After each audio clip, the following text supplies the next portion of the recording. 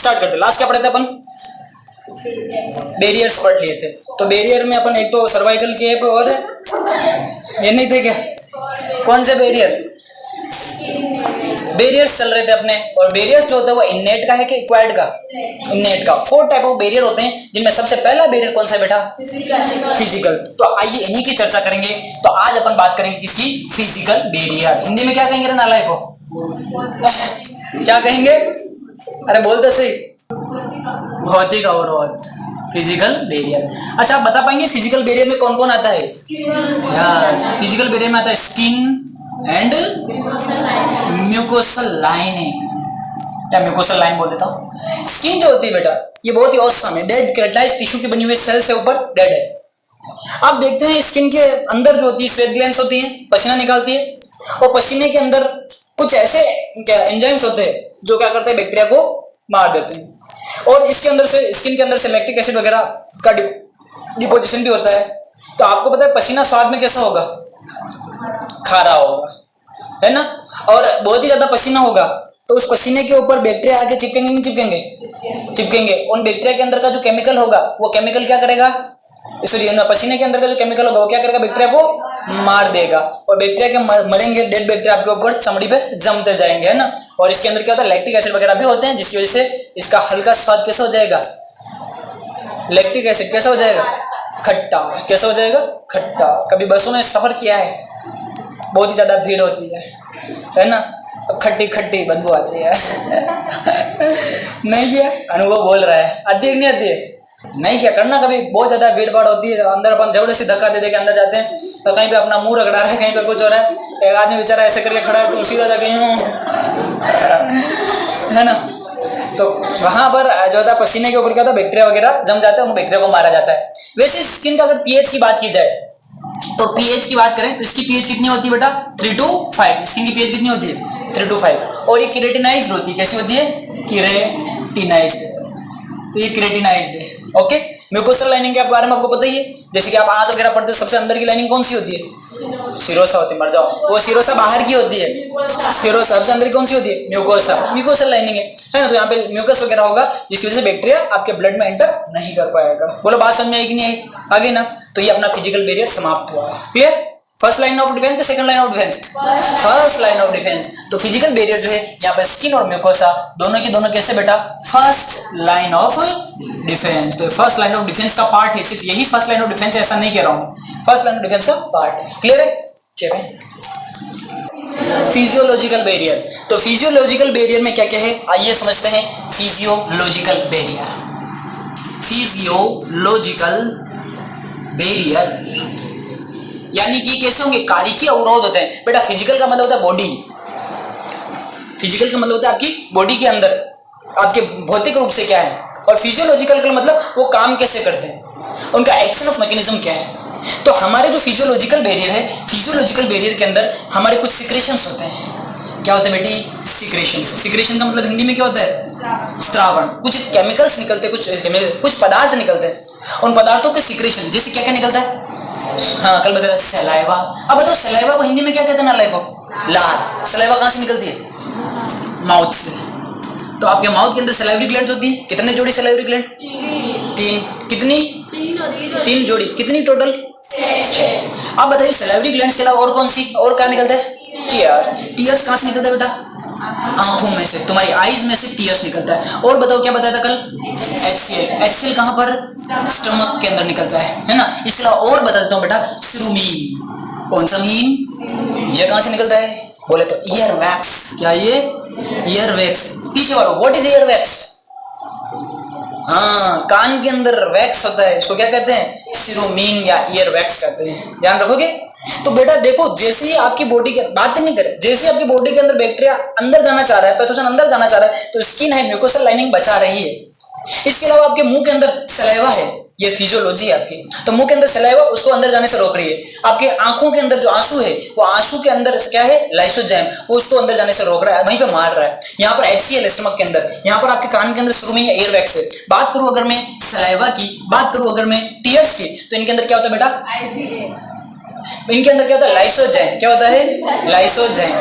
तो इनके अंदर क्या होता है? बैक्टीरियोलाइटिक एंजाइम। कौन सा एंजाइम? बैक्टीरियोलाइटिक एंजाइम, ऐसा एंजाइम जो बैक्टीरिया को लाइटिक खत्म कर देगा, ऐसे एंजाइम्स पाए जाते हैं। क्या आप जानते हैं इस एंजाइम का नाम क्या है? लाइसोजाइम। शाबाश, ये एंजाइम होता है लाइसोजाइम। तो यहाँ से बैक्टीरियोलाइटिक एंजाइम लाइसोजाइम निकलता है। लाइसोजाइम एंजाइम दोनों के अंदर मौजूद होता है। और वो लाइसोजाइम क्या करता है, जब बैक्टीरिया आता है तो बैक्टीरिया के ऊपर सेल मेम्ब्रेन होती है, सेल मेम्ब्रेन के ऊपर सेल वॉल होती है। ये लाइसोजाइम उसकी सेल वॉल के अंदर छेद कर देता है, और इतने छेद करता है, इतने छेद करता है कि उस छेदी राम में पानी भर जाता है, और पानी भरने की वजह से फूल के फट जाता है। तो समझ में आया कि नहीं आया? लाइसोजाइम क्या करता है? Cell wall lysis. क्या करता है? सेल वॉल लाइसिस, छेद कर देता है, सेल वॉल लाइसिस कर देता है, सेल वॉल को नष्ट कर देता है, जिसकी वजह से बैक्टीरिया क्या हो जाते हैं? मर जाते हैं, और इसकी वजह से किल्स बैक्टीरिया। समझे कि नहीं समझे? तो बताइए, लाइसोजाइम वायरस को मारेगा कि नहीं मारेगा? नहीं मारेगा। अरे वायरस में कहाँ सेल वॉल होती है? ये तो उसको मारेगा जिसके अंदर सेल वॉल होती है। और सेल वॉल एनिमल में होती है कि वर्टिब्रेट्स में? प्लांट्स में होती है। समझ गए ना? चलिए, ये जो होते हैं HCl वगैरह, ये माइक्रोब्स को पनपने ही नहीं देते हैं, यानी ये एंटी माइक्रोबियल है। कैसे? ये एंटी माइक्रोबियल, एंटी माइक्रोबियल है। वो एंटी बैक्टीरियल है, ये एंटी माइक्रोबियल है। माइक्रोब्स को ग्रोथ नहीं करने देते। कोई माइक्रोब पेट मुंह के अंदर जा रहा है, मुंह में बच गया सलाइवा से, किसी तरह से बच के निकल गया, स्टमक में गया, स्टमक में अगर बच के निकल गया, ऐसे होते बहुत सारे बैक्टीरिया HCl पे भी बच जाते हैं, हाईली एसिडिक मीडियम पे भी बच जाते हैं। एलोबैक्टर पाइलोरी नाम का बैक्टीरिया हाई एसिडिक मीडियम पर भी सर्वाइव कर सकते हैं। जैसे हेपेटाइटिस बी का वायरस, वो हाई एसिडिक मीडियम से भी बच जाता है और यहाँ से भी निकल जाते हैं, लेकिन कुछ एक बच रहे हैं, लेकिन ज्यादातर तो हमारा शरीर इनको निपटा रहा है, निपटा रहा। समझे नहीं समझे? इसके अलावा और होता है एक फिजियोलॉजिकल बैरियर जो मैं अपनी तरफ से बता रहा हूँ, दैट इज फीवर। बोले तो, अरे तुम बोलो हिंदी वालों, फीवर बोले तो बुखार। तो फीवर या फिर बुखार, बुखार में क्या होता है? टेम्परेचर बढ़ जाता है, इसको बोलते हैं पायरेक्सिया। क्या बोलते हैं बेटा? पायरेक्सिया। क्या किया? पायरेक्सिया। बोले तो हाइपरथर्मिया। क्या मिया? Hyperthermia, hyperthermia. ठीक है, तो पायरेक्सिया या हाइपरथर्मिया, हाइपर मतलब ज्यादा हो जाना, थर्मिया मतलब टेम्परेचर का, तो बॉडी के सेट पॉइंट से टेम्परेचर का ज्यादा हो जाना क्या कहलाएगा? हाइपरथर्मिया कहलाएगा, या क्या कहलाएगा? पायरेक्सिया कहलाएगा। समझे कि नहीं समझे? ये फीवर के लिए मेडिकल टर्म है ना। ये इसका मतलब क्या होता है? बॉडी के सेट टेम्परेचर से आपका टेम्परेचर ज्यादा हो जाना। बॉडी का सेट टेम्परेचर बोले तो 37 डिग्री सेंटीग्रेड या फिर 91.6 डिग्री फ़ारेनहाइट। इससे अगर आपका बॉडी का टेम्परेचर ज्यादा हो गया तो फिर क्या हो जाएगा बेटा? फीवर हो जाएगा, पायरेक्सिया हो जाएगा, है ना। और ये होना भी जरूरी है। ये नहीं होगा तो पता किससे चलेगा बैक्टीरिया आया है? जब बैक्टीरिया हमारी बॉडी के अंदर आता है, पैथोजन आता है, तो चुपचाप नहीं बैठता, वो आकर के अंदर एंडोटॉक्सिन्स रिलीज करता है। और वो जो एंडोटॉक्सिन्स होते हैं, वो एंडोटॉक्सिन्स को WBC सेंस करती है, और WBC उनको सेंस करके WBC क्या निकालती है? इंटरल्यूकिन्स। क्या निकालती है? और वो इंटरल्यूकिन्स ब्लड के थ्रू घूमते घूमते जाते हैं हाइपोथैलेमस के पास। कहाँ जाते हैं? हाइपोथैलेमस के पास। और हाइपोथैलेमस को पता चलता है अच्छा कोई बैक्टीरिया आया है, आज चलिए प्रोस्टाग्लैंडिन्स निकालते हैं। डिफरेंट टाइप के प्रोस्टाग्लैंडिन्स होते हैं, वो प्रोस्टाग्लैंडिन्स निकलते हैं, और प्रोस्टाग्लैंडिन बॉडी की मेटाबॉलिक एक्टिविटी को बढ़ा करके बॉडी का टेम्परेचर बढ़ाती है, और बॉडी का टेम्परेचर बढ़ना मतलब फीवर का हो जाना। समझे कि नहीं समझे? तो ऐसे बुखार आता है। तो हर बीमारी के अंदर बुखार है जरूरी नहीं है, लेकिन बुखार बीमारी का सिम्टम है, साइन है। इससे इस बात का पता चल रहा है कि आपके अंदर क्या हो रहा है? बैक्टीरिया आ रहा है, या फिर कोई पैथोजन बॉडी के अंदर एंटर कर रहा है। तो ये दरवाजा बंद क्यों नहीं कर देते? खड़ा होकर बंद कर दो, खड़ी होकर बंद कर दो। हाँ जी, इधर देखिए, बॉडी का टेम्परेचर ज्यादा हो रहा है, लेकिन बॉडी का टेम्परेचर ज्यादा होना फायदेमंद नहीं है। मैं मानता हूं कि एक लिमिट तक अगर ये बढ़ रहा है तो बैक्टीरिया की ग्रोथ को रोक रहा है, लेकिन एक लिमिट से ज्यादा ही हो गया तो फिर तो पंगा पहना ही पहना है, फिर तो नुकसान होना ही होना है। बॉडी का टेम्परेचर ज्यादा हो रहा है, ज्यादा हो रहा है, ज्यादा हो रहा है, और ये 39 डिग्री सेंटीग्रेड से ज्यादा चला गया, सेंट्रल नर्वस सिस्टम को डैमेज कर देगा। मैं इनर टेम्परेचर की बात कर रहा हूं, मैं कोर टेम्परेचर की बात नहीं कर रहा। इनर टेम्परेचर, इसमें 1.5 से 2 डिग्री 1 से 1.5 डिग्री का वेरिएशन होता है। तो इनर टेम्परेचर बढ़ता बढ़ता 39 डिग्री सेंटीग्रेड चला गया, आपका सेंट्रल नर्वस सिस्टम डैमेज हो जाएगा, और ये आपका 42 डिग्री 43 डिग्री तक चला गया, डेथ भी हो जाएगी। समझे कि नहीं समझे? तो इस चीज से डेथ भी हो जाती है। जब आपका टेम्परेचर ज्यादा बढ़ जाता है तो हम इस टेम्परेचर को हद से ज्यादा नहीं होने देंगे, और इसको रोकने के लिए हम ड्रग्स देंगे। क्या देंगे? ड्रग्स। बोले तो दवाइयां। डॉक्टर साहब क्यों लिखते हैं ये? ड्रग्स ही नहीं लिखते हैं ना लगे। ये ग्रीक लेटर है जिसका मतलब था रेसिपी, मतलब टू टेक, जिसको दे रहे हैं तुम्हारे को दवाई लेनी है इसलिए लिखते हैं, है ना। डॉक्टर बनने जा रहे हो, इतना भी नहीं पता ऐसे क्यों लिखते हैं। चलिए आप यहाँ पर क्या ट्रीटमेंट करेंगे, उसका क्या इलाज करेंगे, क्या दवाई देंगे, यहाँ पर जो भी दवाई देंगे वो दवाई बुखार को कम करेगी, और बुखार यानी पायरेक्सिया को कम करने वाली दवाई को क्या कहते हैं, एंटीपायरोजन, एंटीपायरेटिक ड्रग्स देंगे। तो एंटीपायरेटिक ड्रग्स, कौन सी ड्रग्स दी जाएगी, एंटीपायरेटिक। एंटीपायरेटिक ड्रग्स कोई सी भी हो सकती है, जैसे मान लीजिए आपने वो ले ली एस्प्रिन सबसे फेमस वाली, या फिर आपने ले ली पैरासिटामोल, या फिर आपने ले ली निम्सलाइड, सुमो, है ना, और कौन सी है तुम्हारे वो डोलो, और हाँ बोलो फ्लेक्सोन और कॉम्बिफ्लेन, है ना। तो कॉम्बिफ्लेन ले ली, फ्लेक्सोन ले ली, पैरासिटामोल ले ली, एस्प्रिन ले ली, कुछ भी ले ली, दवाई जो जो बुखार को कम करेगी क्या कर लेगी, एंटीपायरेटिक ड्रग्स कैटेगरी में आएगी। तो हर दवाई एंटीपायरेटिक नहीं होती, लेकिन जो जो नाम हमने लिया अभी ये दवाई एंटीपायरेटिक है। इन दवाइयों को किसके साथ लिया जाता है, इनका कॉम्बिनेशन बहुत मायने रखता है। एस्प्रिन एंटीकोगुलेंट होती है, प्रतिस्कंदक होती है, इसलिए हार्ट के पेशेंट को एस्प्रिन देते हैं, क्या देते हैं, एस्प्रिन। लेकिन आप दवाई को लेते किसके साथ है, उसका कॉम्बिनेशन क्या है, ये भी बहुत मायने रखता है। मान लो कोई पेशेंट डेंगू का है और उसको डेंगू हो रखा है, तो उसके अंदर प्लेटलेट्स कम हो जाएगी, यानी कि थ्रोम्बोसाइटोपेनिया, प्लेटलेट्स कम हो जाना, और उसको ले जाकर के एस्प्रिन दे दी, बुखार आ गया तो मर जाएगा। बताया था पहले। तो एस्प्रिन कब देनी चाहिए, या कोई दवाई किस कॉम्बिनेशन के साथ देनी चाहिए, ये भी फर्क पड़ता है। एस्प्रिन को लेना बहुत आसान है, एक कटोरी पानी लिया, उसके अंदर एस्प्रिन डाली, घुल जाएगी, उसको पी लो, एस्प्रिन जाएगी आपके स्टमक में, स्टमक से आगे पहुंचेगी नहीं, उससे पहले तो ज्यादातर पार्ट उसका एब्जॉर्ब हो जाएगा। तो एस्प्रिन को लेना बहुत आसान है, लेकिन आप इसका कॉम्बिनेशन क्या ले रहे हैं ये मायने रखता है। एस्प्रिन ली, अल्कोहल लिया, एस्प्रिन और अल्कोहल एक साथ ले लिया, स्टमक के अंदर गया तो पूरे इन जो म्यूकोस लाइनिंग है उसका एक्सप्लोरेशन कर देगा, उसको खत्म कर देगा, आदमी की डेथ भी हो सकती है। तो दवाइयां कैसे ली जा रही, किसके साथ ली जा रही, ये भी मायने रखता है। तो ये दवाई जो बुखार को कम करती है उसको क्या कहते हैं, एंटीपायरेटिक ड्रग। लेकिन अगर आपने दवाई नहीं ली मान लो, और बुखार आपका बहुत ज्यादा बढ़ गया, और बुखार ज्यादा ही बढ़ गया, सेंट्रल नर्वस सिस्टम खत्म हो जाएगा और आदमी की डेथ भी हो जाती है, क्योंकि एट हाई टेम्परेचर एंजाइम का डीनेचुरेशन हो जाता है। मैक्सिमम एंजाइम्स आर प्रोटीन, ज्यादातर एंजाइम जो होते हैं प्रोटीन के बने होते हैं, और प्रोटीन एक लिमिट टेम्परेचर के अंदर ही अपने इस ऑप्टिमम टेम्परेचर के अंदर ही काम करते हैं। तो हाई टेम्परेचर पर प्रोटीन क्या हो जाता है, डिजनरेट हो जाते हैं, प्रोटीन नष्ट हो जाते हैं, और प्रोटीन नष्ट हो गए मतलब एंजाइम नष्ट हो गए, एंजाइम नष्ट हो गए, तो बताइए क्या आदमी जिंदा रहेगा क्या। मान लीजिए 43 डिग्री सेंटीग्रेड तक टेम्परेचर गया, आदमी क्या हो जाएगी, डेथ। और क्यों हो जाएगी, due to denaturation of enzyme, due to denaturation of enzyme, enzyme के डीनेचुरेशन की वजह से ऐसा होगा। बोलो बातें समझ में आ रही कि नहीं आ रही है, आ रही है। अच्छा बैक्टीरिया अंदर जाता है बॉडी के अंदर, और बॉडी के अंदर जाके क्या करता है, एंडोटॉक्सिन रिलीज करता है। तो जब भी कोई बैक्टीरिया है, जैसे मान लो ये बैक्टीरिया है भाई साहब, आज ये बैक्टीरिया ब्लड के अंदर आ गया, कहाँ आ गया, ब्लड के अंदर। तो बैक्टीरिया जैसे ब्लड में आएगा तो ब्लड में आते ही वो कुछ केमिकल्स रिलीज करता है, जिसको क्या कहते हैं, एंडोटॉक्सिन। तो एंडोटॉक्सिन रिलीज करता है। जब वो एंडोटॉक्सिन रिलीज करता है तो ये एंडोटॉक्सिन को कौन सेंस करता है, WBC सेंस करती है। तो हमारी WBC होती है वो उनको सेंस करती है, अच्छा एंडोटॉक्सिन रिलीज हो रही है, तो ये कुछ केमिकल बनाती है। उन केमिकल का नाम क्या होता है बेटा, इंटरल्यूकिन्स। ये इंटरल्यूकिन्स जैसे ही रिलीज होते हैं, ये इंटरल्यूकिन्स ब्लड के थ्रू कहाँ जाते हैं बेटा, हाइपोथैलेमस के अंदर जाते हैं, हाइपोथैलेमस। और हाइपोथैलेमस को जैसे जाता, अच्छा कोई प्रॉब्लम चल रही है, चलिए प्रोस्टाग्लैंडिन रिलीज करता है, हाइपोथैलेमस क्या रिलीज करेगा, प्रोस्टाग्लैंडिन। तो यहाँ पर प्रोस्टाग्लैंडिन रिलीज होंगे जो कि अलग अलग तरह के होते हैं, और ये प्रोस्टाग्लैंडिन क्या कोज करेंगे बेटा, फीवर। तो ऐसे फीवर होता है। बोलो फीवर समझ में आ रहा है कैसे होता है। तो फीवर भी तो हमारे लिए इम्यूनिटी का एक पार्ट हुआ, ये बता रहा है कि आपके अंदर इन्फेक्शन हो चुका है। तो इसको भी अपन फिजियोलॉजी है कि नहीं है, इसी को तो फिजियोलॉजी कहते हैं। तो फिजियोलॉजिकल बैरियर में गिनने की नहीं फीवर को। तो कल मैंने इन तीन को लिखा और प्लस करके अलग से फीवर लिखा, तो समझ में आया फीवर को साथ में क्यों ऐड किया, इसलिए ऐड किया कि फीवर भी फिजियोलॉजिकल बैरियर है। जरा सोच समझ के बताना, इसकी फर्स्ट लाइन ऑफ डिफेंस और second line of defence, first line of, और fever first second line of defence. Physiology का पार्ट है तो fever is second line of defence. यहाँ पर देखिए जो जो कारण ऐसे हैं जो फीवर को कोज कर रहे हैं, फीवर को यानी कि पायरोज, यहाँ पर फीवर को पैदा कर रहे हैं, फीवर के लिए जिम्मेदार है, उन कारणों को अपन कहते हैं पायरोजेंस।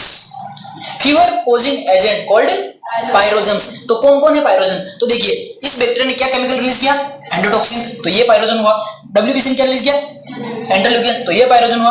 हाइपोथैलेमस ने क्या रिलीज किया, प्रोस्टाग्लैंडिन, तो ये पायरोजन हुआ। तो जहां जहां पे स्टार लगा वो सारे क्या है, पायरोजन। तो मैं इसे ले रहा हूं स्टार, इस स्टार का मतलब क्या है, pyrogens. Now what is pyrogens, fever causing agent called pyrogens. बात समझ में आई कि नहीं आई। तो ये आपके फिजिकल बैरियर्स है। क्या फिजिकल बैरियर्स याद हो गए, क्लियर है। अब यहाँ पर एक बात जो आपको सीखनी चाहिए, बताइए स्किन क्या है बेटा, first line of defence, first line of defence. अच्छा अब बताइए मेरे को, डिफेंस फीवर क्या है? Second line of defence. Okay, इसको आप याद रखिएगा। टॉपिक समझ में आया कि नहीं आया? कोई दिक्कत किसी को? चलो यहाँ पे 41 डिग्री कर देना, 41 डिग्री इससे भी ज़्यादा है ना, 41 डिग्री से ज़्यादा ये होगा, 43 से ज़्यादा, 43 से ज़्यादा। इस साइन का मतलब समझ जाओगे? ज़्यादा, इन टेम्परेचर से ज़्यादा टेम्परेचर होने पर डेथ हो जाएगी।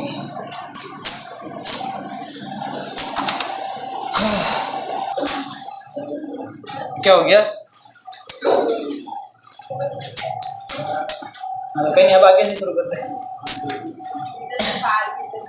इधर इधर से एक पन्ना फाड़ के उधर वापस चिपका देना, एडजस्टमेंट कर देना। Physiological barrier complete. आगे कौन से? Cellular barrier. सेल्यूलर बैरियर बोले तो कोशिकीय अवरोध। सेलुलर बैरियर में जो सेल्स होती है, ये सेल दो तरह की बताई थी मैंने, एक बताई थी फेगोसाइटिक सेल और दूसरी नॉन फेगोसाइटिक सेल। वो सेल जो मार के खा जाती है, फेगोसाइटिक सेल है ना, और जो खाती नहीं है सिर्फ मारती है, वो कौन सी है? Non phagocytic. हिंदी में बोलते हैं भक्षकाण्विक और अभक्षकाण्विक कह दीजिए, है ना, तो भक्षकाण्विक और अभक्षकाण्विक। तो जो फेगोसाइटिक सेल होगी वो क्या करेगी? फेगोसाइटोसिस करेगी। तो सेल को अपन दो कैटेगरी में बांटते हैं, तो बेटा मैक्रोफेज और मैक्रोफेज क्या बोला मैं? मोनोसाइट और न्यूट्रोफेज। ये कैसी होती है? फेगोसाइटिक। ब्लड में पढ़ा चुका हूँ, तुमको भी 11th वाला ब्लड में पढ़ा दिया है। कैसी होती है? फेगोसाइटिक। और कौन सी? लिम्फोसाइट। कैसी होती है? Non phagocytic. लिम्फोसाइट के मैं नेचुरल किलर, इससे अपन क्या पढ़ेंगे? Natural killer sales. कैसी है? Non phagocytic. तो बेटा सेल्स कहाँ होती है? ब्लड के अंदर। ये उन सेल्स की बात हो रही जो कहाँ है? ब्लड के अंदर। और ब्लड कहाँ बहता है? तुम्हारे इन बंद नलियों में बहता है। तो बेटा ये ब्लड है आपकी बंद नलियों में। इन बंद नलियों में इस ब्लड की अगर बात करें तो ये ब्लड है ना, ब्लड। यहाँ पर सेल्स कितनी टाइप की होगी? दो टाइप की। एक कौन सी होगी बेटा?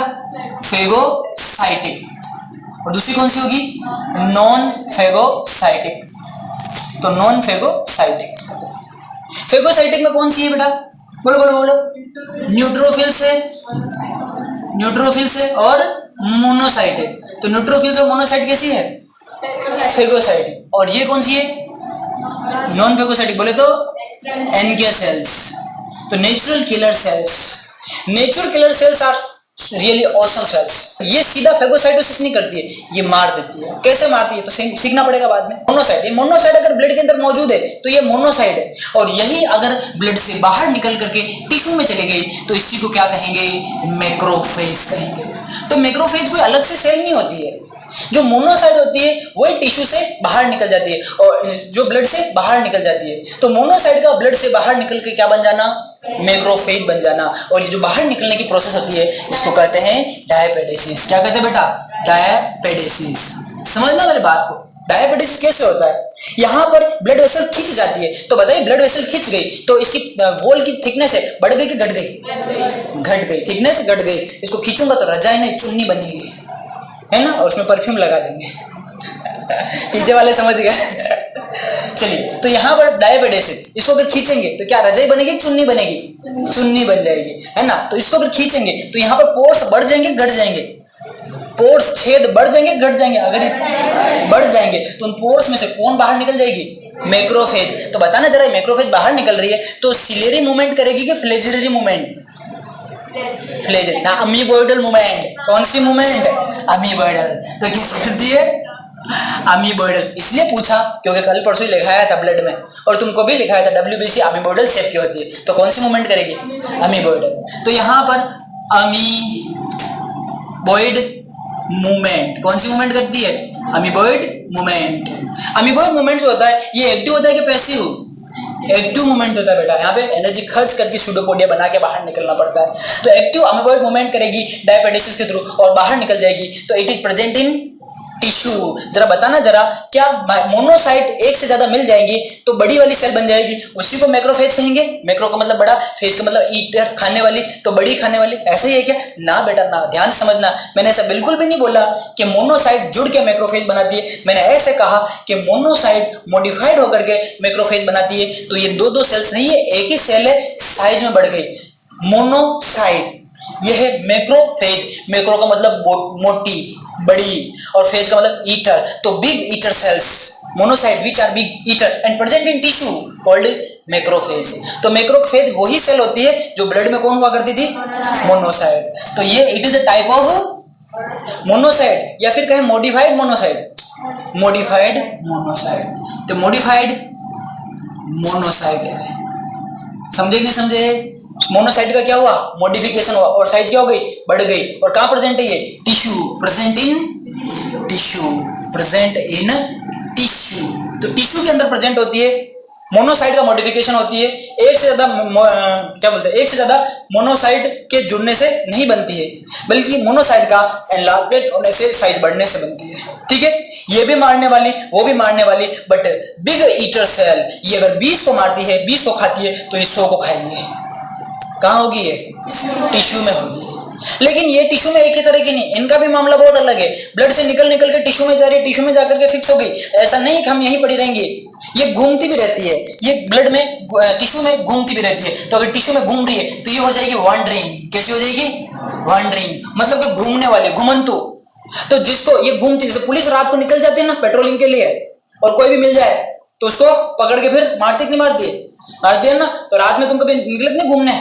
अपने सामने में पेट्रोलिंग में पुलिस घूमती है ना। रात में कहीं दिख मत जाना, कहीं मीरा सर्कल, कहीं गोवर्धन बस डिपो, कहीं तालाब पर, कहीं डैम पर, चाहे साथ में अंकल हो या आंटी, फिर सो जाएंगे तुम्हारा हमटी और डमटी, छोड़ेंगे नहीं। ठीक है, तो रात को नहीं निकलना, ऐसे किसी बैक्टीरिया को नहीं निकलने देगी, घूमती रहेगी ब्लड में, टिश्यू में घूमती रहेगी। जहां पर भी पता चला यहाँ पर कोई पैथोजन है बैक्टीरिया, वहीं भाई साहब खा जाएगी उसको। समझे नहीं समझे? तो वॉन्डरिंग, घूमने वाली। पर ऐसा नहीं कि घूमती ही रहती है, इनका एक टाइप ऐसा भी होता है जो एक जगह पे फिक्स रहती है। फिक्स बोले तो हमको कहीं नहीं जाना, जिसको भी अपने आप को बर्बाद करवाना उसको है यहाँ पर आना, फिक्स्ड मैक्रोफेज। बोले तो लीवर के अंदर रहती है, अच्छा कुफर सेल बोल दो, लंग्स के अंदर रहती है, डस्ट सेल बोल दो, तो वो क्या है? मैक्रोफेज ही तो है। तो फिक्स एग्जांपल लिखते हैं, एग्जांपल कुफर सेल्स। बोलो कुफर सेल्स कहाँ होती है? लीवर में, पता है था? ओके। और बोलो डस्ट सेल कहाँ रहती है? लंग्स में। तो लंग्स में तो डस्ट सेल, लीवर में तो कुफर सेल, एक जगह फिक्स है। जो भी आएगा पैथोजन उसको यहीं पे निपटा दिया जाएगा। पर पैथोजन को घूम घूम के अगर मारना है तो कौन सी होंगी? वॉन्डरिंग। चाहे फिक्स्ड, दोनों ही है तो macrophage. Macrophage big eater cell है। मॉडिफिकेशन किसका है? मोनोसाइट का। Monocyte are phagocytic cell while NK cells are non phagocytic cell. NCERT में जब पूरी लाइन एक साथ लिखी गई तो उसमें हल्की सी गड़बड़ हो गई। हालांकि एनसीईआरटी इनके लिए नहीं लिखना चाह रहा है, लेकिन फिर भी ऐसा लिख दिया गया। तो उसमें एनके सेल को क्या मान लिया? फेगोसाइटिक मान लिया। जैसे कि सुबह मैंने दिखाया था, वापस देखोगे पैराग्राफ, सुबह वाली क्लास में बता चुका हूं। तो वहां पे एनके सेल्स के लिए लिख दिया गया फेगोसाइटिक। बट ध्यान रखना, फेगोसाइटिक सेल नहीं होती है। एनके सेल कैसी होती है? Non phagocytic. ये ऐसे नहीं खाती है ना। तो फिर उड़ीसा का जब पेपर हुआ, तो उड़ीसा का पेपर 2019 का पेपर था, वो चक्रवात आने की वजह से दोबारा पेपर हुआ उड़ीसा में, वो पेपर कैंसिल हो गया। तो दोबारा वाले पेपर में स्टेटमेंट देना था, which is correct for WBC. WBC के लिए कौन सा स्टेटमेंट करेक्ट है? 4 स्टेटमेंट थे, चारों के चारों गलत थे। लेकिन फिर भी एक स्टेटमेंट सही मानना पड़ा, तो उसको सही मानेंगे जो एनसीईआरटी की लाइन है, एनके सेल्स किल फेगोसाइट। एनके सेल फेगोसाइट कर सकती है, ऐसा लिखा था, इसको सही माना गया। लेकिन बच्चे सोचते हैं हाँ कभी कभार करते हो, कि नहीं कभी नहीं करते, एनके सेल कभी फेगोसाइट नहीं करती। फिर वो आंसर क्यों गया? क्योंकि एनसीईआरटी की लाइन है तो माननी पड़ेगी। तो एनसीईआरटी की लाइन थी इसलिए मान लिया। बाकी एनके सेल फेगोसाइटिक नहीं होती। कैसी होती है? Non phagocytic cell. सही बात है। चेप है। मैं बोल रहा हूँ, समझ में आ रहा है नहीं आ रहा? अरे बोलो। अच्छा तुम्हारे ना 12 कमजोर नहीं, 11 कमजोर है। डायबिटीज बता रहा हूँ ना, ये कहाँ पढ़ाते हैं? 11th में ब्लड वाले चैप्टर में आता है डायबिटीज। ये जितने भी टाइप बता रहा हूँ ये भी कहाँ पढ़ाते हैं? 11th। एनके सेल भी तुम्हारे लिए नया नाम है।